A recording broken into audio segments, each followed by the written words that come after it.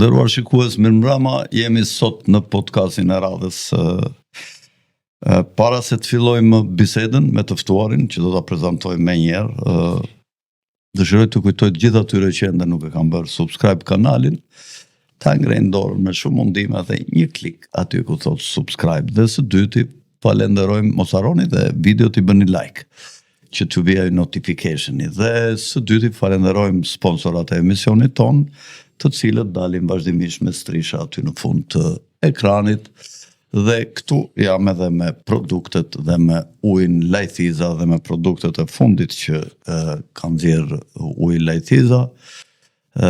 Falenderojmë për bashkëpunimin me podcastin ton. Sot kryesisht do flasim për ngjarjet në Shqipëri, në Kosovë, ngjarjet politike, dhe kam ftuar analistin skrupulos të këtyre problemeve, Ermal Peçin, i cili tashmë është i njohur, megjithëse është në një moshë relativisht e re, po ka një eksperiencë mjaftueshëm të gjatë që ju të gjithë kur e shikoni me opinionin që keni krijuar pozitiv, sigurisht që mezi prisni bisedat me të. Ermal, mirë se më ke ardhur, mirëmbrëma. Fredi, kënaqësi, ti e di. Ermal, këto kohët e fundit flasim një çik kështu për të mahallën tonë, për Shqipërinë e dashur. Kemi parë që ka një konflikt midis sistemit të drejtësisë, midis pakut konkretisht dhe qeverisë. Jemi në një stat ku zonja Balluku, e cila është maja e problemeve dhe grindjeve midis tyre dy sistemeve. Arkitektura e pushtetit politik, ekonomik, edhe ajo çfarë nuk duket.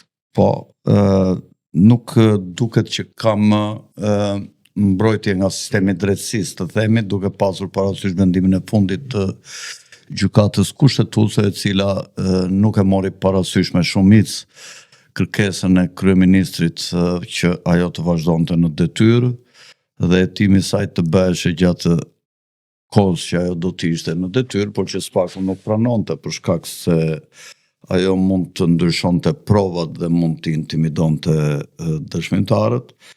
Dhe tash PT-ja ka vajtur në institucionin më të rëndësishëm që është kuvendi. Njëkohësisht qeveria po merr disa nisma ligjore për të forcuar pozicionin e saj, qoftë në pushtetin lokal, qoftë në pushtetin qendror, ndaj sistemit drejtësisë, ndaj SPAK-ut kryesisht, dhe po kërkon që SPAK-u të mos arrestoj disa nivele të larta të qeverisjes vendore dhe qendrore, deri në kohën që gjykata i shpall ata fajtor. Si e shikon ti këtë nismë të qeverisë, e cila me pohë me buj kryeministri mbureshë që sistemi i drejtësisë do rregullojë gjithçka, ne do ta mbështesim për çdo gjë, askush nuk ka imunitet, dhe kur ishte fjala për liderat e opozitës, kur ata filluan të hetoheshin të parët, sidomos ish kryetari aktual dhe ish kryeministri dhe ish presidenti Sali Berisha, u thirrën në SPAK dhe e ngujuan atje në shtëpia e vet me arrest shtëpiak. Rama u lërinte dhe jepte të drejtë SPAK-ut dhe theshte që askush s'ka imunitet në këtë vend, të gjithë të hidhen në dhëmbët e drejtësisë. Ti si e mendon këtë ndryshim të madh të Ramës, këtë metamorfozë të tij në pak muaj? Unë mendoj që gjatë gjithë kohës, Fredi, e kam thënë dhe kam qenë koherent që kryeministri Edi Rama ka manipuluar opinionin publik me narrativën që ky ishte njeriu që donte reformën drejtësi. E kam thënë këtë me bindje, i qëndroj për vetëm në arsye që nuk mundet ta duash një drejtësi kur ti pranë vetes merr vetëm njerëz të cilët janë mëkatar dhe të korruptuar. Po të shikoje, Edi Rama ktheu modelin e kakistokracisë në Shqipëri, ku mori llumin dhe i dha pushtet politik. Ju e mbani shumë mirë mend që procesi dekriminalizimit evidentoi dhe nxori nga loja politike shumë aktor politik të cilët gjatë jetës tyre ishin marrë me trafik droge, gjatë jetës tyre ishin akuzuar për kryesisht nga krahu i PS-s, i mazhorancës. PS-s ishin këta. Se pati edhe në interall nga PD-ja, nga opozita. Ka qenë ish deputeti Fufi që zoti Basha e largoi me njëherë vet. Sa erdhi në atë kohë që zgjoti, tha deputeti Fufi nuk ka pse të jetë më i PD-s për shkak të backgroundit që jo të shëndetshëm që ka dhe moralit që përfaqëson e djallë tha. Dhe për të vetëm këto arsye, në fakt mendoja qartë që kryeministri Edi Rama ju premtoi shqiptarëve parajsën, por mori muratorët e ferrit për ta ndërtuar të. Dhe muratorët e ferrit ishin këta aktorë, të cilët ishin me precedent penal, u përfshin kanabizim, u përfshin në transport drogash ndërkombëtare, madje Skajen Kroçani na ka treguar dhe deputet të Partisë Socialiste që ishin përfshirë në eliminime fizike. Në këtë panoram ka qenë e gjitha narrativa dhe ka qenë një mekanizëm propagandistik që zoti Rama ka përdorur për t'u thënë shqiptarëve që unë jam njeriu që e dua drejtësinë të funksionoj. Fakt nuk e ka dashur në asnjë moment. Dhe po e tregon fakti sot që edhe pse ka 83 mandate, dihet i tmerruar që spaku i ka hyrë në zemër të kryeministrisë. Sot që flasim, kemi tenderat e Akshit, që janë qindra milion euro të shpërdoruar, kemi personazhe pranë zotit Rama që kanë rrëmbyer biznesmen, dhe kemi në hetim zonjën Belinda Balluku, e cila është numri 2 i qeverisë, një njeri i cili vetë zoti Rama i ka atribuar pushtet politik ekonomik mjaft të fortë. Në këtë kontekst, edhe me deklaratat e ish funksionarit apo ish bashkëpunëtorit vetë që ky bën shëtitje në blok, ti e mban mend. Sajmir Tahiri në një krah, Arben Ahmeta në krahun tjetër dhe ky që ecën rrugët e bllokut për dhënë mesazhin që Shqipëria do ndryshonte. Njëri u akuzua për shpërdorim detyre, tjetri është në arrati dhe thot gjysmë të vërteta, dhe Edi Rama tashmë që i ulë ret spakut. Pra, në thelb në këtë vend duhet sundoj ligji. Kemi pasur shtet ligjor në komunizëm 50 vite. 35 vite më pas ne kemi pasur një sundim të politikës me institucionet e drejtësisë. Sot që këta e ndjejnë që nuk ka kontroll të plot apo 100% siç ka mësuar këta mbi institucionet e drejtësisë, ai sot kërcet dëmët, skërmitet, acarohet, përdoret. Po shikosh në diskursin e kryeministit Rama, çfarë thoshte? Do të vendosim një gardë që mos ketë minj edhe qenë të kalojnë këtej nga ana jon. Pra minj edhe qenë ai identifikonte prokurorët e spakut. Po çfarë e keqe i ka ardhur Shqipërisë nga spaku? Asnjë e keqe. Mjafton që ka goditur Partinë Socialiste sepse këta duan të përdorin narrativën që ministrat nuk mund të jenë të barabartë si qytetarët. Para ligjit janë gjithë barabartë. Ne këtë na ka mësuar filozofia, na ka mësuar dhe jurisprudenca. Në kontekstet, unë jam dakord se ti do thuash mes barabartëve ka plot diskurse që mund të ka një kafshë që s'është gjithmonë e barabartë, por në kontekstin që po ndodhet sot Shqipëria, sot Edi Rama ka thënë me plot gojë që bashkohuni me mua dhe unë do t'ju mbroj juve duke qenë se kam 83 mandate, po hajde të bëhemi gjithë bashkë, ta vidhim të vend sa më shumë dhe unë nëpërmjet mekanizmin mandateve do t'ju mbroj. Kjo ishte gjua. Pra, Rama sot ka thënë për veten, djeg drejtësinë, djeg dhe Shqipërinë. Kjo ka qenë thjesht. Po. Tjermal, si mendon, në SPAK ka ndonjë influencë të ndërkombëtarëve dhe kush mund të jenë këta ndërkombëtarë, se tash janë bërë dy palë, ishin ata dy palë, po tash është bërë vija kuqe me trash midis tyre, me gjerë, midis amerikanëve dhe evropianëve, midis amerikanëve të Trumpit. Ti e di që fitojnë gjithmonë amerikanët. Ti mendon që janë amerikanët ata që mund të kenë ndikim mbi SPAK-un dhe ti mendon që ata mund të ndikojnë që SPAK-u të shkojë dhe ke Rama, si e mendon ti? Shko, unë mendoj një gjë. Mund t'i ndodhë dhe Ramës ashtu si që ndodhi Thachit në Kosovë me këto gjykata speciale? Rama ka merak që mund t'i ndodhi si që ndodhi Ilir Metës, jo Thachit.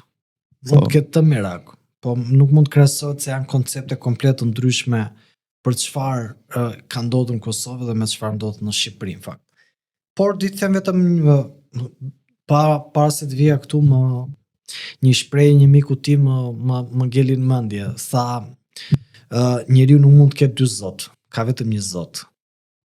Edhe një institucion mund të ketë shumë rryma, po një është influenca kryesore. Ne dim shumë mirë që ka gati një vit e ca që përfaqësues departamentit amerikan të shtetit kanë ardhur dhe kanë bërë takime me zotin Dumani, ish kreun e SPAK-ut. Ashtu si që dim shumë mirë që kur erdhi një prej përfaqësuesve të departamentit amerikan të shtetit, vendosi edhe për zotin Brau, vendosi edhe për zotin Keta në BKA. Në këtë kontekst dhe edhe mesazhet që ata kanë dhënë. Pra, edhe po të ndiqje fjalimin e zotit Rubio, sekretarit të jashtëm amerikan, çfarë tha? Ku? Në meny. Në meny, ai ndër të tjera tha, ne jemi fëmijët e Evropës, edhe nuk do të largohemi kur. Por edhe te një dekret që këta kanë firmosur para disa muajsh, ka qenë që orientimi për Ballkanin Perëndimor do ta ketë Britania e Madhe dhe Europa. Pra Shtetet e Bashkuara të Amerikës po bëjnë atë rolin e do të thoja monitorimit të procesit. Në këtë kontekst u mendoj Fredi që me gjithë mesazhet simbolike që ata kanë dhënë dhe me përplasjet që ne kemi parë në deduksionin Shtetet e Bashkuara të Amerikës dhe me përplasjet që ne kemi parë, ju e mbani mend çfarë lufte u bë për të vendosur zoti Dumani në kreun e SPAK-ut. Yuri Kim atëre hyri 4-5 herë, ka qenë luftë e fortë dhe më pas u vendos zoti Dumani. Dhe ne me këto simbolika unë them që Shtetet e Bashkuara të Amerikës kanë qenë aty për ta monitoruar dhe për ta mbështetur, sepse po të njëjtët prokuror këtu në Shqipëri kanë qenë, Fredi. Ju mund ta dini më mirë se sa unë edhe për shkak të eksperiencës dhe për shkak të pozicioneve, edhe për shkak të informacionit më detajuar që mund ta keni. Ju e dini që po mos ishte për këtë mekanizëm ndërkombëtar, askush nuk do guxonte dot të shkonte as tek Edi Rama, as tek Ilir Meta, as tek Sali Berisha dhe te asnjë aktor tjetër që lidhej drejt për drejt me këta. Këta vetë si aktor politik do të kishin më shumë dëshirë që t'ju mbanin bashkëpunëtorëve të vet dosje, t'i shantazhonin se sa t'i linin te drejtësia. Kështu që në këtë kontekst u mendoj që pavarësisht çfarë retorike përdoret në këto thashëthemet e brendshme të mehanes shqiptare, u mendoj që SPAK është një investim amerikan dhe e lidh fort që kapitulli i parë për Bashkimin Evropian u hap vetëm nga ky institucion, nga institucioni SPAK. Pra, ne sot ti mund ma përforcosh më mirë, nuk kemi asnjë reformë nga qeveria Rama që të ketë pasur sukses. Reformë në arsim dështim, reformë në bujqësi dështim, reformë në turizëm bujqësi dështim, reformë në infrastrukturë dështim. Qofse më thua do të çfarë reforme kanë bërë këta për të njësuar ne dhe për të shkuar drejt Bashkimit Evropian, mua më lë shumë dyshime, sepse nuk ka. Madje Europa ne po na kërkon lekët e fondeve të IPARD-it. Pra jemi në një pikë që jemi kundrejt qameti dhe jemi në një pikë si pikë kthese o klasa tradicionale politike do qëndrojë në lojë ose klasa tradicionale politike do largohet. Pra, o do jetoj SPAK-u, o do jetoj Rama, Berisha edhe Meta. Ky është. Po. Tashi ju thati që ndikimi amerikan aty është i pranishëm. Ju si mendoni, mund të kthehet SPAK-u në një mekanizëm të deep state-it, pra që të mbrojë interesat e deep state-it pa e kuptuar dhe vetë duke goditur personazhe politike që vinë nivelet larta qeverisë dhe që mund t'i thonë interesave të ndërkombëtarëve, ndonjëherë jo këtu për ato që ata mund të duan në ekonomi me bizneset e tyre, dhe SPAK-u të përdoret si një mekanizëm presionit duke goditur disa figura të larta, për shembull Ramën, Metën, tash Berishën, dhe ata që do të vinë më mbrapa mendon ti që nuk do të jenë me të trembur për t'ju thënë këtyre, për t'u bërë jesmen, për t'ju thënë për çdo gjë, po, duam naftën, po, duam kromin, po, duam lumen t'i bëjmë hidrocentrale neve, po. Fredi, unë mendoj që në aq çfarë unë kam parë. Si të duket, mund të përdoret spaku si hobe për të goditur muret e independencës së shtetit shqiptar? Ekziston ky rrezik? Unë besoj me atë çfarë kam parë në deduksionin e ngjarjeve historike, nëse do të ishte ky deal, ti je i sigurt që edhe Rama dhe Berisha dhe Meta do e kishin dhënë Shqipërinë në pjatë. Edhe do të kishin thënë nëse do të ishte ky lloj mekanizmi. Për Metën nuk më rezulton që Okej, dakord, unë them këndvështrimin tim, po them edhe Berisha ka treguar, ka pasur raste që ju ka thënë jo. Në vitin 96, për shembull, kur kanë ardhur amerikanët për ta takuar, nuk i ka pritur. Po se ka pas përplasjen atë. Po, ka pasur përplasje. Pra, ju ka thënë dhe jo. Kurse Rama nuk ju thot do të kur jo. Më pas nga 2005 në vazhdim i sheshoj këto përplasje. Pati më përplasje. Kurse Meta ju ka thënë vazhdimisht jo. Në shumë gjëra dhe i ka thënë në mënyrë deklamative, madje e ka denoncuar Deep State-in dhe ka thënë që Deep State-i sa ti më këtu nuk... Unë mendoj që deklaratat e Metës në atë kohë kanë qenë gjysmë të vërteta, Fredi, sepse aktorët politik shqiptar dhe kjo mund të jetë arsyeja pse Meta është në burg. Jo, unë besoj që arsyeja pse Meta është në burg lidhet me rrugtimin e tij politik, nuk lidhet me faktin që ka kundërshtuar Deep State-in. Ti mendon se këta e dënuan nga parimet morale? Jo, se kanë dënuar akoma. Jo, që po përpiqen ta dënojnë. Shko. Fakt. Ilir Meta në fakt. Ti mendon që po t'ju kishte thënë atyre jes për çdo gjë? Ilir Meta dhe po t'ju kishte thënë jesja ke Ramën që po ju thotë. Do ishte në burg. Po. Ke Ramën. Rama, do me thënë, ti ke pasur... mos po e godasin Ramën që të trambin gjithë që do vinë këta nga mbrapa. S'kam se të bëjnë shembull Ramën ata, kur ata mund nxjerrin mekanizma të tjera. Pra, edhe neve, se kjo e di kur qëndron kjo tezë, Fred, nëse ne do të ishim një shtet me politikan të fort, me ekonomi të fort, me një shtet me dinjitet të fort dhe me politikan konservator. Kjo po mund të qëndron dhe kjo tezë që thua ti. Të paktën në këndvështrimin tim. Po kjo nuk qëndron. Këta që kemi parë ne dhe këta që më kanë parë mua syt, se si duan ta mbrojnë veten dhe se si duan të kapen pas karrigës të pushtetit, unë nuk e di, domethënë, shiko, Rama në qoftë se do kishte një gjykat të pavarur,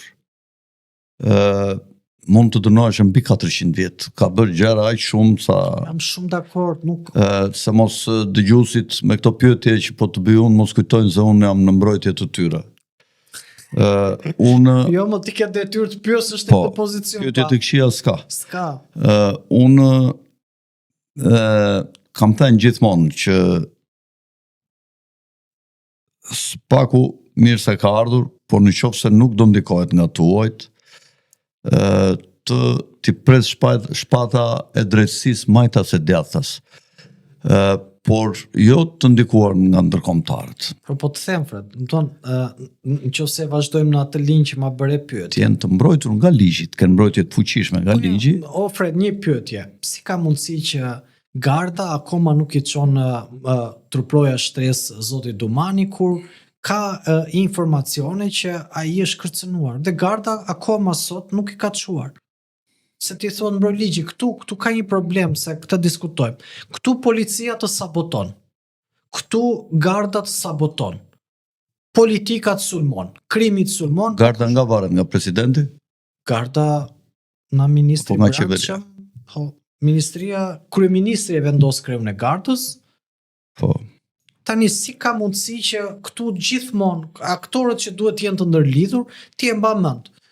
Protestuan kundër Veliajt, ata kërkuan mbështetjen e policisë, policia nuk i vajti. Po, duket që tani ka të pushtetit nuk rakordohen. Sepse është lufta qeveri... Fred, unë e kuptoj diskursin tënd, se ti flet për një shtet të fort, flet për politikan konservator, flet për njerëz me dinjitet. nuk i kemur. Tani nuk mundet neve është njësoj si ti kërkosh ëngjëllit të hedhi vallen mes djajve. Se edhe dot. Po tash ka një narrativë që ne nuk mund të lejojmë që Shqipëria të kthehet një shtet i prokurorëve, Republikë prokurorësh. po Republikë prokurorësh, dhe do marrim nisma ligjore, ka thënë Rama, që ta ndalojmë këtë lloj akuze të rëndë që të shpejtë që SPAK u bën kundër punonjësve të lartë të pushtetit lokal dhe qendror që janë në qeverisje, dhe çfarë nisma ligjore po ndërmerr Tani Rama për të bllokuar këtë kafshimin e shpejt që kërkon të bëj Trumpin, SPAK-u ndaj këtyre zyrtarëve të dyshuar. shko, Hannah Arendt është një filozofe e njohur gjermano-amerikane. Çifut. Po, në sensin ku ka jetuar më shumë. Po. Dhe ajo ka pasur një shprehje sepse për të kuptuar çfarë po ndodhte këtu, Fred, më desh të rikthesha prap filozofisë dhe sociologjisë. Rekomandoj mos lexo shumë autor çifut sa më pak. Unë lexoj për kulturë tani, nuk e lexoj dhe ose lexoj dhe mendo të kundërtën atyre që thonë jo, ata. po thoshte diçka Me mua se jam më me eksperiencë. Nuk po ta heq Mos i eksperiencë. besoj, të gjithë ata, çfarë thoshte? shumica e tyre absolute janë që të na futin qorsokak nëpërmjet librave të tyre që vetë kanë para shumë dhe u bën reklama, dhe po të shikosh dhe këtu shtëpitë botuese tërë autorët që fut. Po të jetë një autor që fut, një romancier, një novelist, me njerë e botojnë, e fillojnë reklama. E kam lexuar. Asnjë autor që fut nuk kanë botuar. Hannah Arendt thoshte diçka shumë bukur. Pushteti, thoshte, nuk ka frikë nga opozita. Ka frikë nga përgjegjësia.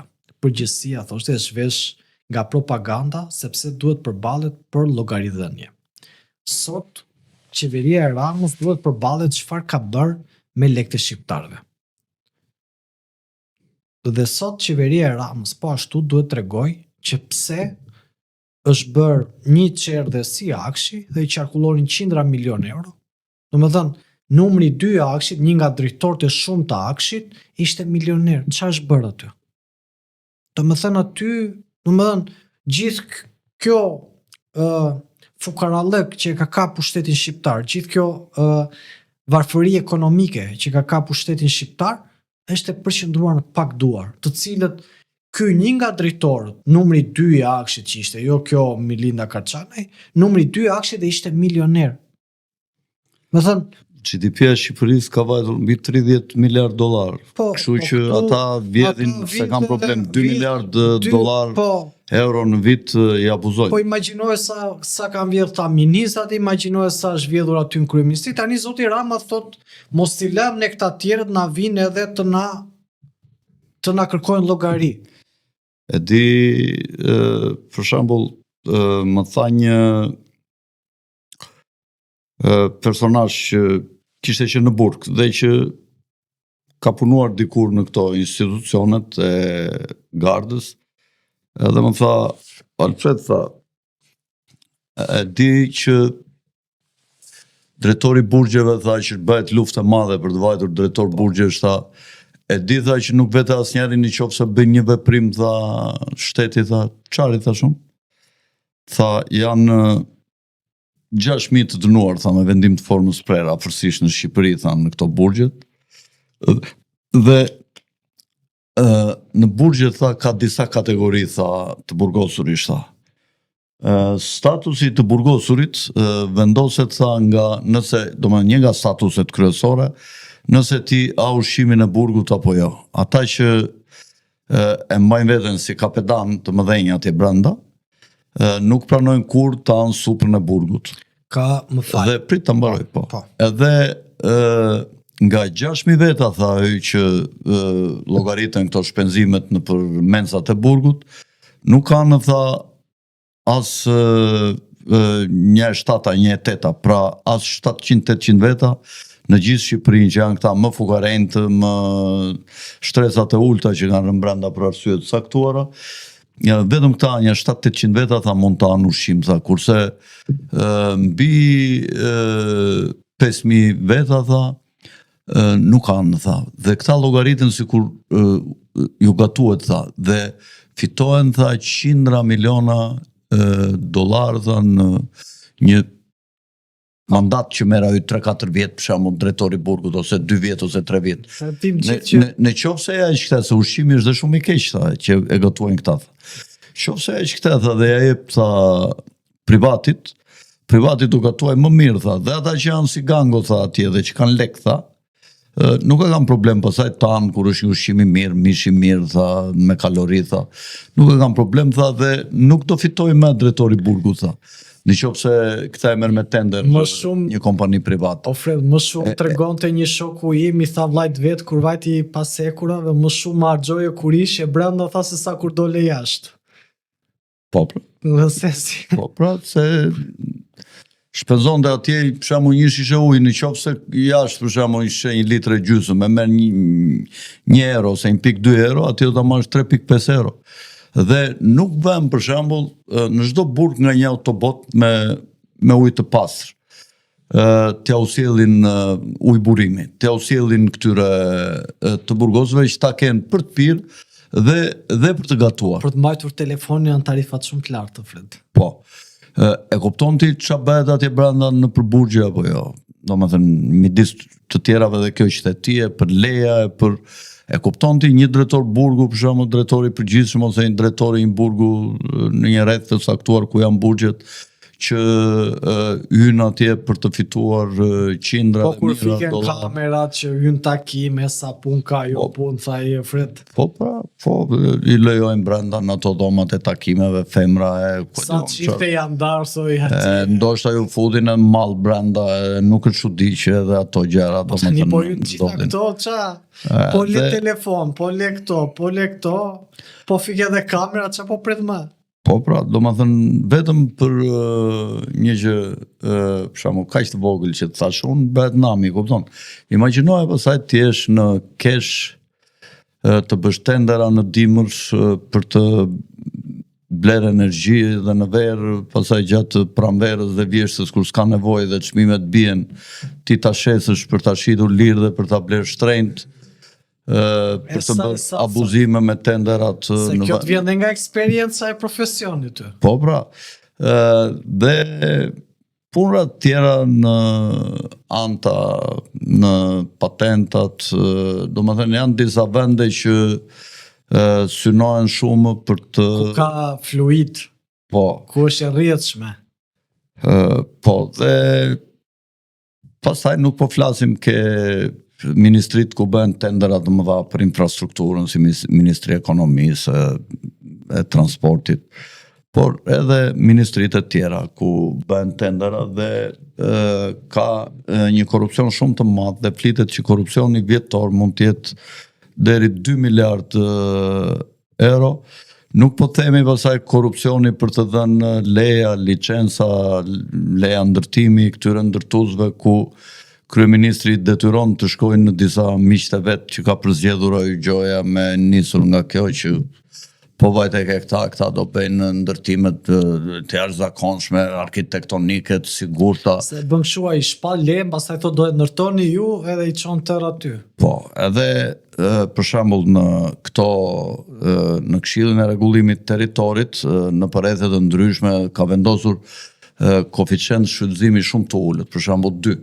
Ta them, ndërton ke 1000 metro ndërtim ti që ndërton, ke të drejt vetëm 2000 metro të ndërtosh në 1000 metro, që mund t'i bjerë për shembull 5 kaç, ose 4 kaç, jo më shumë, ose 6 kaç.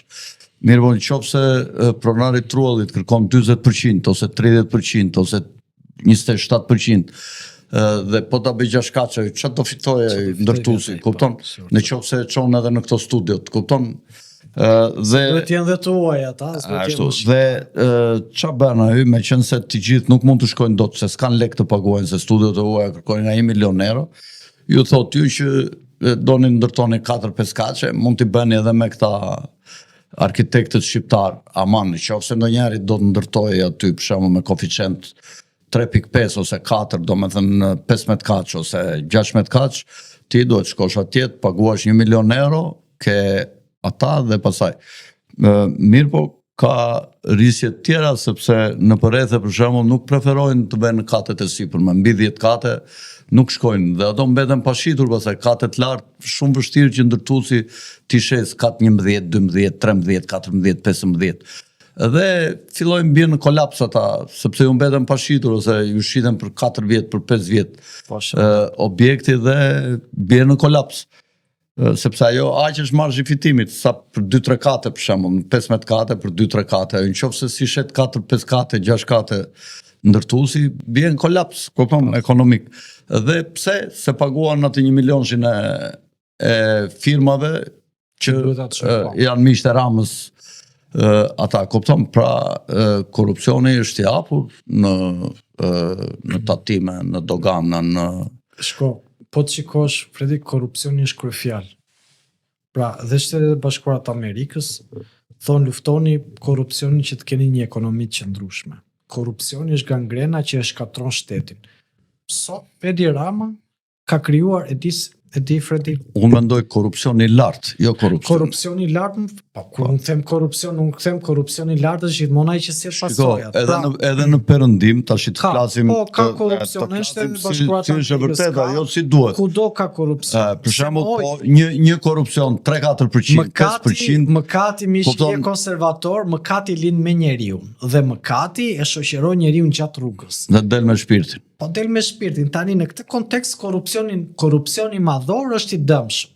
Pra kur ti ke portin e Durrësit dhe ti s'kap me asnjë 1 gram kokainë nuk kap në atë port Durrësi. Aty s'merret vesh ç'a bëhet, ç'a hyet, ç'a dilet, shiko më aty. Tregoj një anekdotë, më fal. Ishte një kryetar bashkie nga Shqipëria, sapo ishte zgjedhur. Edhe shkoi në Itali, shkoi ke njeri që kishte një 3 mandate, 4 mandate. Edhe ftovi ai fasi bën ato takime dhe ftovi ke vila e vet. E i tha ky, pas ke vilë të bukur. E di si e kam bërë, i tha, do të tregoj, i tha, të vërtetën. E nxorin në balkon, edhe i tha, e shikon atë rrugën atje, tha, po i tha ky, duhet ishte 12 metro, tha, unë e kam ngrënë 3 cm, tha, e kam bërë më të ngushtë, tha, nga 12 metro e kam bërë 97 cm, tha, gjithë autostradën, tha, 3 cm, tha, kam vjedhur, tha. Kaloj një 4 vjet, vjen ai pasaj këtu e ftovi njërë ky shqiptari, edhe mbaruan këto takimet e i thot, hajde thot, do të shpije, thot, ke vila ime, dhe hynë në një blok atje dhe ishin një 3-4 vila. E i thot, kjo është e djalit, kjo e gocës, thot, kjo këtu është timja, thot. E i thot, ai kur i bëra më burë, thot, ti sigur s'ke pas gjatë, edhe i tha, aqë do të tregoj unë, i tha, nxorin verand, i tha, e shikon atë rrugën atje, tha, i tha, kë rrugë, tha. Ja, të atje, po shikoj në rrugë, tha. E po e rrugë, tha, mi bëri këto të treja. Këto të treja, kështu që rregull e ka. Pra këta tanët, këta vjedhin në mënyrë të paparë, kupton? Domethënë këta zgoben, janë gati të mos e bëjmë fare një objektin siç bënte kjo e Akshit, edhe vetëm të vjedhin. Edhe vetëm vjedhin. Ky është. Si i theshte, sa bën kjo puna që të bëhet 1 milion, futja 2 milionit. 2 milion thoshte. Domethënë këta duan vjedhin 100%, kupton? Si vlerës që do investimi. Për këta me shkollë tha 300 për një ignorantët, se kështu i kam përqimet e spagut. Pastaj thotë se për këta kanë bërë masakër. E di që ndodh për shembull, dhe në këta inspektoriati me sa kam marrë vesh, unë kam punuar në KLSH, shkojnë këta inspektorët e KLSH-s për të audituar, këta për shembull, në hipotekë për shembull, janë regjistrat digital të pronave, edhe këta duan akses që duan passwordin, punojnë si që auditojnë, që të kontrollojnë dosjet digitale. Më kupton? Po. Sepse kështu është punuar gjithmonë, për shembull, kryetari i KLSH-s, një në 2 vjet e ka për detyrë të kontrollojë çdo institucion. Po kur ka për shembull indicie të forta, që ka abuzime nga ndonjë drejtues të fuqishme, ai mund ta bëjë më parë. Po gjithsesi edhe kur bëhet normal, aty vin letra për shembull nga populli. Ti mund t'i shkruash atij, ti thua, "Ore, më kam vjedhur pronën pa liq pa gjë." Dhe ja kanë kaluar filanit. Dhe ai i mbledh to dhe kur vjen afati që shkojnë ata inspektorët, ajo u jep këto indicet, i thotë shikojeni këto midis tjerave, çfarë do shikoni në mënyrë eksplicite edhe këto çështje që kanë ankesa nga njerëzit. Dhe ti tash për shembull prona mund të tjetërsohet, mund të transkriptohet, domethënë mund të kaloj nga një gjendje në favor të dikujt, në favor të një tjetri, mund të kaloj vetëm me 3 mënyra, me dhurim, me trashëgimi ose me shitje blerje. Në qoftë se dikush ankohet që më kanë marrë pronën, atëherë ti i thua më jep akses ty në auditim të kësaj dosje sepse dua ta kontrolloj. Dhe gjithmonë kur bëhet një veprim në regjistrat e pronësisë, çdo ndryshim që bëhet atje ka një regjistër të emrit të punonjësit, të specialistit që e ka bërë ndryshimin, i cili vë datën, orën dhe emrin e vet që ka bërë veprimet. Dhe tashi si shitsi, si pronari parë, si pronari dytë i fundit, kanë dosjen e tyre dhe duhet të vërtetohet në këtë dosje si është bërë kalimi nga pronësia në emër të Ermalit në emër të Alfredit. Dhe të thash që duhet të jenë o me shitje, o me dhurim, o me trashëgimi nga sipas ligjit. Dhe ti s'ke akses që ta shikosh. Ti mund të mankohesh mua të më thuash si këllëshes unë që ore më kanë marrë pronën në mënyrë të paregullt. Unë se shikoj dot, sa ju s'tjep akses, thot jo, thot nuk do juni, thot me urdhët të kryeministrit, thot nuk ju japim akses të kontrolloni regjistrat digital, sepse vetëm ne kemi akses dhe domethënë këllësheja ka me ligj që çdo lloj dokumenti që nga kryeministri edhe deri në punonjësi më ulët i administratës publike ka të drejtë ta kontrollojë. Pra, çdo institucion që shpenzon pare nga buxheti i shtetit, se për atë është bërë që të kontrollojë shpenzimet buxhetore si janë bërë. Ai ka të drejtë t'i kontrollojë. Këta nuk i lëm për shembull akses kryetarit, domethënë inspektorëve të KLSH dhe kryetarit të KLSH. Domethënë është e paimagjinueshme ta bënte ndonjë tjetër më përpara. Ky ankohet për sistemin e drejtësisë dhe nga ana tjetër nuk do mekanizma kontrolli qeveritar që ta kontrollojnë për shpenzimet financiare. Ai do të vendosë gjithçka. Shkot që ka kaluar në heshtje në fakt, Fred. Një prej deputetëve të besuar të Fatmir Xhafas ka filluar inspektojnë gjykatat, që nuk ka si tagër ligjor. Edhe unë u interesova që ore cili është tagri. Për buxhetin ai s'ka tagër, sepse ka Ministria e Drejtësisë, ka institucionet e veta, KLP, çfarë janë këto KLP. Dhe ai ka ditë që del dhe inspekton gjykatat. Pra këta po japin mesazhet e tyre që nuk duan njëri mbi kokë. Por ajo që unë mendoj dhe i referohem shpeshherë edhe asaj çfarë po ndodh. Ditën e sotme për shembull media prestigjioze Reuters ka reaguar për kryeministrin Edi Rama, për mënyrën se si ky do të fusi duar tek drejtësia. Ka artikullin në përbot. Si mendon ti do ta lejojnë këtë të nënshtrojë sistemin e drejtësisë? Se ky në fakt duket që bëri përpjekje për ndryshimin, për reformimin e sistemit të drejtësisë, domethënë që të ishte këta të PD-s dhe të vendoste të gjithë besnikët e vet duke menduar që ky me Sorosi do ta lejonte pastaj që deep state-in e SPAK-ut ta kontrollonte ky. Ose ky thyen në reformën drejtësi, ose reforma në drejtësi thyen këtë.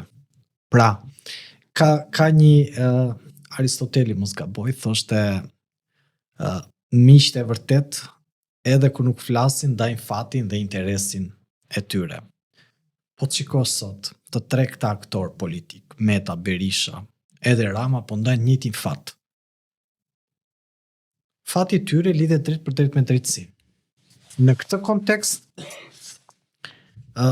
kontekst të ngjarjeve, zhvillimeve të aktualitetit politik, ta kanë vetëm një armik të përbashkët, e cili ka emrin SPAK. U referova një sociologu dhe ekonomisti italian, Vilfredo Pareto. Po. Pushteti ndahet për të sunduar, siç e kishin këta të 3. Në një anë ishte Rama, në një anë Berisha, në një anë Meta. Dhe bashkohet për të mbijetuar. Dhe kjo është konteksti. Sot Ilir Meta është më ajera, nuk është më në këtë por sot edhe Berisha dhe Rama kanë të njëjtin kundërshtar. Pra Partia Demokratike sot që flasim ne, Sali Berisha SPAK, Flamun Noka është në SPAK, numri 1 dhe 2 i Partisë Demokratike, po të marrim këta. Ka dhe aktor të tjerë aty që janë SPAK, po të marrim këta që janë kryesorët. Ti e di më mirë që peshën politike këta dy e kanë brenda një partie. Të tjerët janë element plotësues. Po ashtu në Partinë Socialiste. SPAK ka hyrë në zemër të kryeministisë, Edi Rama ka filluar tashmë po përplaset me SPAK, mediat prestigjioze. Kjo gazi pse dha dorë që si mendon? Po mendoj mediat thoshin që kishte qenë dhe ky në 3 orë në SPAK. Dhe ose po bën një dalje të butë, apo i ka thënë ky që largohu? Unë mendoj që në këto zhvillime aty ka pasur disa herë ngjarje që Agasi ka dash të trishet. Ca kohë folëm për shëndetin e tij, që përsëri nuk bën shumë sens, se ne dim që sekretari i përgjithshëm nuk është njeriu që bën shkresat, ai thjesht vetëm hedh një sy në fund, pra përpilon pikat. Se këta nuk është se... Shikon likshmërinë, sepse është jurist edhe është një njeri i besuar i kryeministrit dhe që këta duhet afirmosush, këta nuk duhet afirmosush. Shkresat i sjellin në përgjithësi ministrit e ndryshme dhe nismat ligjore. Nuk është njeriu që punon nga mëngjesi deri në darkë mbi shkresa, se është keq konceptuar kjo punë, nuk e krijon ai shkresën. Jo, shkresat i bëjnë specialistët dhe sektorët dhe ministrive.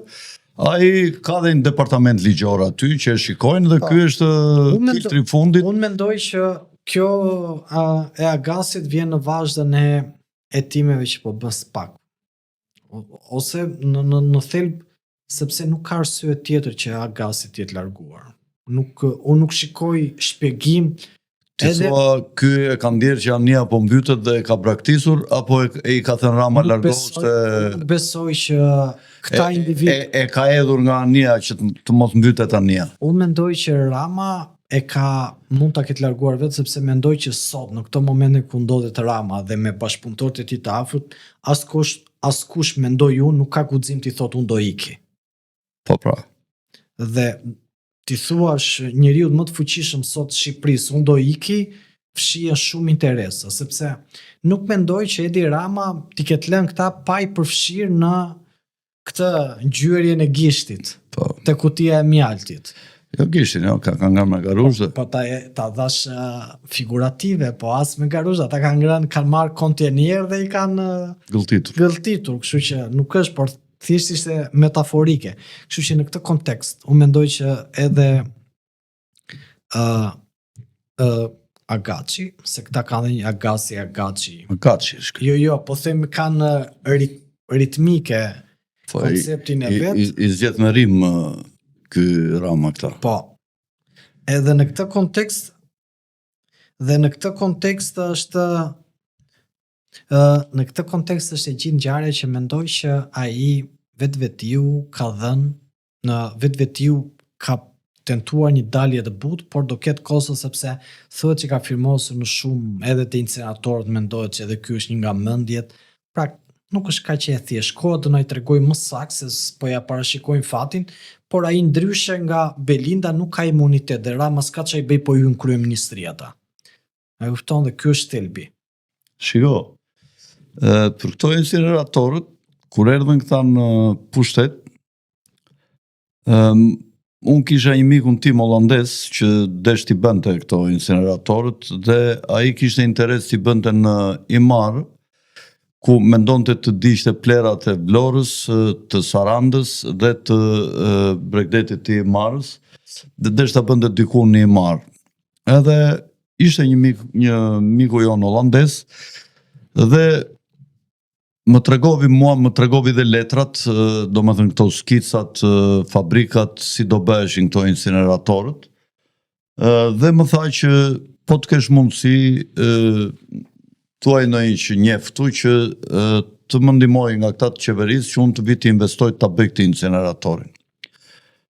Edhe unë fola me dika, me këtë Niko Peleshin, që është tash i kryetari i Kuvendit, dhe që e njifja, i dhashore, është interesuar një investitor holandes që nëpërmjet njeriu të tij këtu që unë e njoh, kërkon të bëj këtë investimin edhe i tregova që ta binja, domethënë për seriozitetin e Që tij. ardhur me dokumenta. Po, edhe i thash, ja ku i ke edhe këto dokumentat, kjo do jetë fabrika, kaq metro katror, do bëj këto investime, këto gjëra kështu, edhe ishin të gjitha me detajet teknike të gjitha gjërat, si do ndërtoheshe. Dhe ky më tha, mund ta mbaj unë këtë kopje, më tha, që ta bisedojmë, po mbaj thash. Dakor, tha, do ta shikojmë, tha, dhe do të kthejmë përgjigje nëse ka interes. Edhe nuk e takova më, nuk më kthevi më përgjigje. Vetëm më thot ky miku im, ky shqiptari që ishte përfaqësuesi aty holandezit, që erdhi këtu me shumë dashuri për të bërë shumë punë me holandezët, dhe që iku tash, se hapën një zyrë aty në 15 Kaçin, mos gaboj këta. Edhe më thot mua Alfred, thot, ato skicat që të kam dhënë unë, thot, ato kam përdorur ata, thot, që kanë marrë. Unë si di çfarë dokumenta kam përdorur ata, se kush i ka parë. Po kur kam nxjerrë ata që janë naratinja, 2 veta nga këta të incineratorëve, që kanë qenë gjoja si truri i investimeve, domethënë, ky më tha që këtë treja, tha, është dorëzuar ai dokumenti që të kam dhënë unë, tha, e kam dorëzuar s'kur do bëjnë incinerator në Fier, në Tiranë dhe në Elbasan, vetëm kanë treguar për kapacitetin, sa ka nevojë këtu kaq. E kam vënë kaq do jetë këtu, kaq këtu kapaciteti djegës, kaq këtu ke kjo. Siç më ka thënë ai miku im, kupton se nuk e di në fakt se çfarë ka ndodhur. Dhe këta janë të Organizat. Kjo është organizat. Ta arritën deri aty sa në bashki, kryebashki, domethënë kryuan domethënë një kompani biznesi të tyre, Si tha, që ishin fitonin tender. më përpara kërkonin 20%, këta s'donin as 20%, donin 100%, gjitha të ne than, nuk ka më 20%. Edhe shumë gjëra i bënin me fondet e bashkisë, Po me punëtorët e bashkisë. me punëtorët e bashkisë i bënin gjëra sigur 200% fjetimin. 100%, kupton, të mërshëm të pangu. Si u bën Këta patronazhistët, të mërshëm. Ato bën me pastrimin e lekëve. Prandaj po them gjitha. Jo vetëm të shqiptarëve, po edhe të mafjes ndërkombëtare, Po. që janë lidhur me njerëz të tyre, domethënë me miqtë e qeverisë, dhe futin para me sipas rregullave ku ju mbahet një përqindje e caktuar, kupton? Ata e futin parën e zezë për të investuar ke kullat. Kullat Rama ju jep lej dhe këta pronarët e kullave i regjistrojnë një hipotek, pa ju kërkuar llogari se ku i kanë gjetur lekët këta që blejnë apartamentet, dhe këto pasuria tyre ju hipotekohen. Dhe ata pasaj, duke pasur shumë pasuri, sepse kanë pasur shumë lek, i shesin dhe këto pasuri blejnë, për shembull, këta më të fuqishmi si Gjujshët, ose kupton që Rama i fton, hajdeni këtu. Ndërkohë shqiptarëve ndjekin politika si shteti që s'ka reforma në bujqësi, që t'i mbajnë fshatarët mos largohen nga fshati në Tiranë ose nga fshati në emigracion. Bujqësia nuk po e rrit peshën e vet në ndikimin e bujqësisë. Mburen me industrinë e turizmit, ku në fakt vinë të huajt dhe shqiptarët janë shërbëtorët e të huajve. Po s'ka mor as turizëm, Afredi, që turizëm? Që është kjo turizëm 2 muaj, 3 muaj? Turizmi duhet jetë makineri, duhet jetë cikël i mbyllur, duhet funksionoj bujqësia, duhet funksionoj shërbime, duhet funksionoj staf i kualifikuar, nuk i kemë, Afred? Ti mjafton... Nuk kam prodhime bio, prodhimet janë të elmora me... Po të shikosh, prodhimet e lushnjës janë me pesticide... Çfarë ndodh? Se këtë do të thoje. Nuk kam funksionuar fare këto inspektoriatet. Sa herë na kanë sjellë neve... Po, tuajt na i kanë kthyer mbrapa. Na i kanë kthyer mbrapa për pesticide na i kthejnë. Po dhe ti kur ja vete kupton, kur merr një domate që e ke mbjell vetë dhe një që e blen treg, nuk e shikon diferencën ti? Po pra, duke kur e çan, po edhe farrat tash janë prishura. Po çfarë më po kur çanim një domate në kohën e komunizmit binte erë gjithë shtëpia, tash neve kemi arritur në një pikë që na duhet mik edhe për të marrë domate fshati. Po. Domethënë këtu ka vajtur situata në Shqipëri. Të duhet kesh mik, Produktet blegtorale në unë kështu i supermarkete nga Shqipëria janë të gjitha me qumësh produktet e peshkut kam një mikun tim që i them. Produktet e bujqësore kam një mikun tim që i them. Produktet e mjaltit kam një mikun tim. Pra kështu është zgjidhur kjo. Familja ime dhe unë kemi krijuar rrjet të zi miqesh, të cilët e din edhe ata prodhojnë aq pak sa dhe ata thonë amat keqe mos i thoj njeriut. Tonë sepse ndihen në këtë situatë, kjo është situata. Ti mjafton të kalosh në mal të zi dhe shikojnë që ka më infrastrukturë për turizëm e për këto. Ti s'kemi asgjë. Në Kosovë si e ke ndjekur këtë situatën E kam ndjekur, që unë Kosovë, Maqedoni çan do të ndjek me pasion. Këtë gjyqi ndaj ish liderëve të UÇK-s që po zhvillohet këtë pretencën që ka dhënë prokurori për dënime shumë radikale të ashpra. Do të them si e shikon procesin e ndërtimit të gjykatës speciale nga këta që sot ndodhen aty në Fred, unë mendoj që grepin e saj. Unë mendoj gjithmonë që një vendim politik duhet matet mirë. I qëndroi gjithmonë shpresë Kissingerit që thoshte politikani gjykohet për qëndrimet që mban dhe vendimet që merr. Pra që fut mësov. Pra po të sillun sa ata e lexoj. Unë lexoj për kulturë, nuk është se kështu. Po të më pyesë mua çfarë është Kissingeri, do të thoja amerikan, nuk do të thosha mirë. E kupton se unë lexoj në çështjen time, kam lexuar librin e tij Diplomacia, por nuk lexoj mbi pretekste. Shumë mirë që e ke lexuar, por mendo të kundërtat gjithmonë. Po mirë, dakord. Dhe në këtë kontekst, ma beso këta kur të piqesh një çik, do të thuash paska patur drejta e Fredi. Ti e di që unë jam njeri që për çdo lloj do të them unë një libër që ta lexosh që të kuptosh. Po. Lexo Imperium dhe Armiku i Evropës që i kam botuar unë. Duket se po dalë se unë të kam marrë ty ca libra, po thash po ja rekomandoj dhe lexuesve të lexojnë Imperiumin dhe të kuptojnë se çfarë duhet lexojnë. Dhe tani të rikthem tek gjykata e Hagës. Ukshin Hoti, filozof mendimtar kosovar, i cili pasi u lirua nga burgu i Dobravës, u shtuk dhe trupi i tij nuk kemi në informacion sot. Thoshte, kur drejtësia humbet lidhjen me të vërtetën historike, atëherë kthehet akt sundimi dhe jo akt çlirimi. Kjo po ndodh sot me UÇK-n në Hag. Nuk ka rëndësi emrat e komandantëve që janë aty, por fakti që po gjykohet dhe fakti që aty po prokuroria e Hagës po të shikohen në pretencën, linde shumë për dëshiruar. Një prokuror që thoshte këta kanë gënjyer përfaqësuesin Wesley Clark, kanë gënjyer përfaqësuesin e Shtetit Bashkuar të Amerikës, kanë gënjyer Bill Clintonin, tregon një seriozitet. Në anën tjetër, ne duhet të shikojmë që ajo është vetëm pretenca e prokurorisë. Mbaj mend rastin e Haradinajt, ku prokuroria dha 25 vite burg dhe gjykata e Hagës dha 0 dënim për Ramush Haradinajn. Por, ta them me bindje Fredi, ata aty përtej konjekturave dhe përtej interesave gjeopolitik që janë përplasur, kanë dhe përgjegjësi personale vetë, sepse duhet në momentin që fituan luftën, duhet ishin treshur nga politika. Ata hyn në politik dhe i kanë bërë akuza monstruoze njëri tjetrit. Kanë bërë akuza të cilat edhe sot kushdo agjentur do të thoj, apo kushdo që nuk kërkon që kush i ka bërë njëri tjetrit. Po, për shembull Recep Selimi ka dalë edhe vetë Recep Selimi e ka thënë në Hag, ka thënë mos na mini për bazë akuzat që ne i kemi bërë, pra Thaçi që i ka bërë Recep Selimit, Thaçi që mund t'i ketë bërë Jakub Krasniqit. Pra këta kanë bërë akuza politike, për interesa politike ti ke akoma dhe sot. Pra pas shumë vitesh, para se të vinë në gjykatën e Hagës, Hashim Thaçi mori guximin për të kërkuar falje Ganigecit.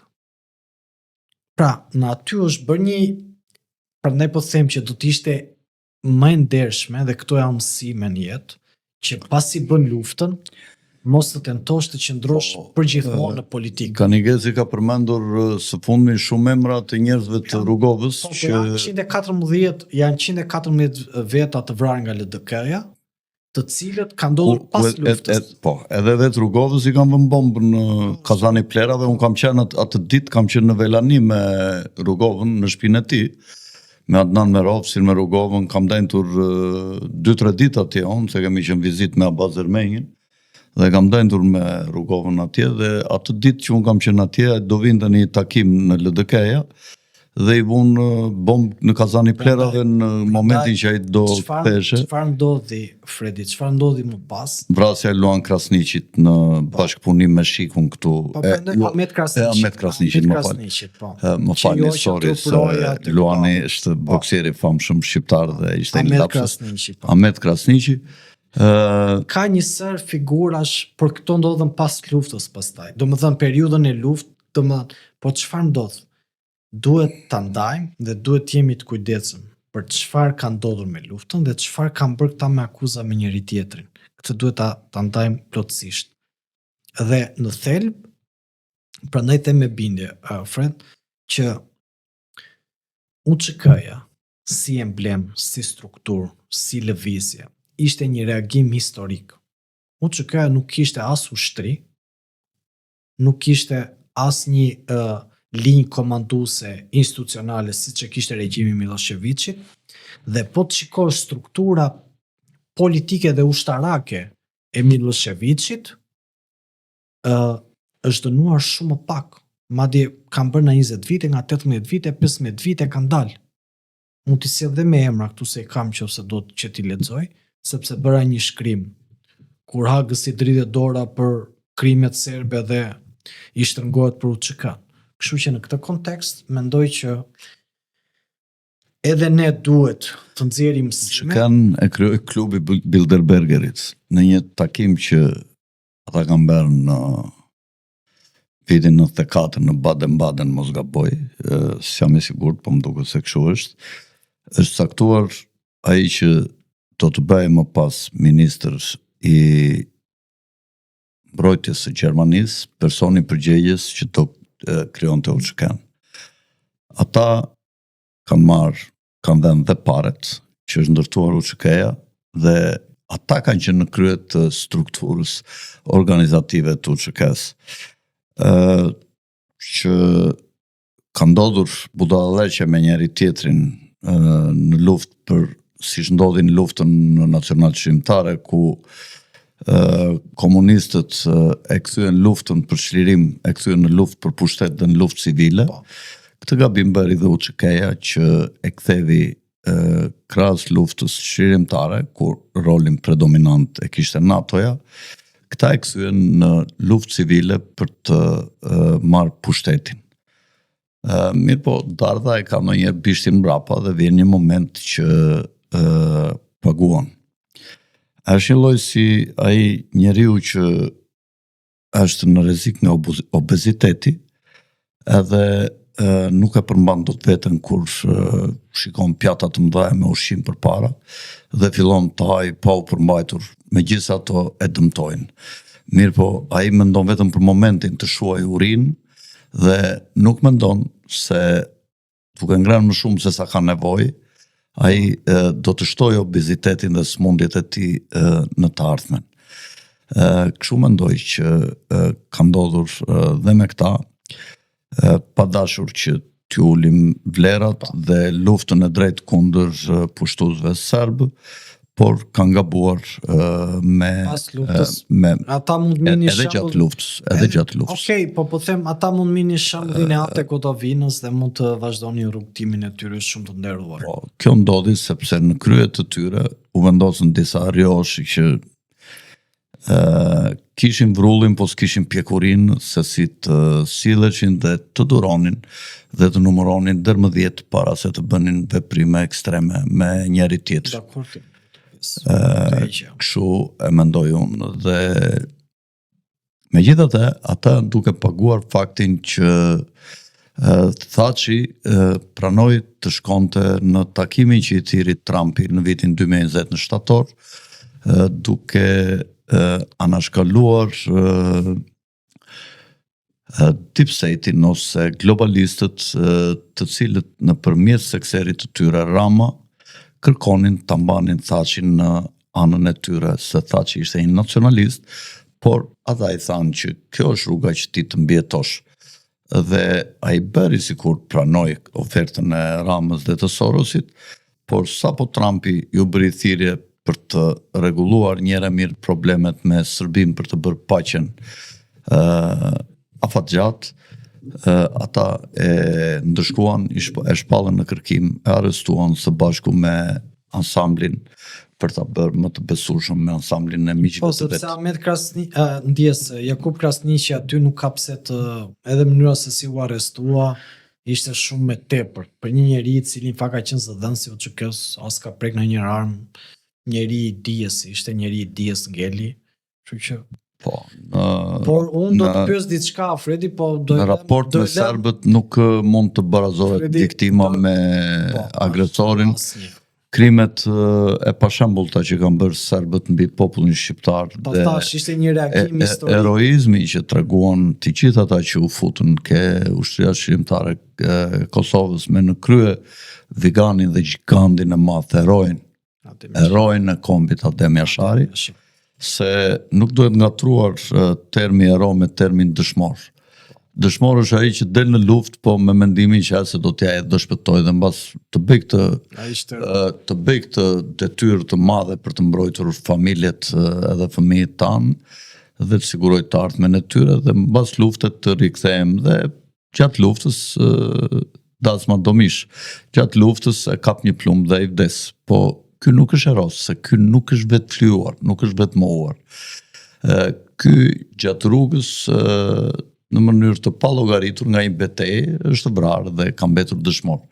Kurse ai që hyn në luftë si Adem Jashari, që jo vetëm vetë, po gjithë familjen e vet që sakrifikoi 30 e sa antar, mos gaboj, edhe fëmijë të vegjël, vetëm besa familjes së tij, po.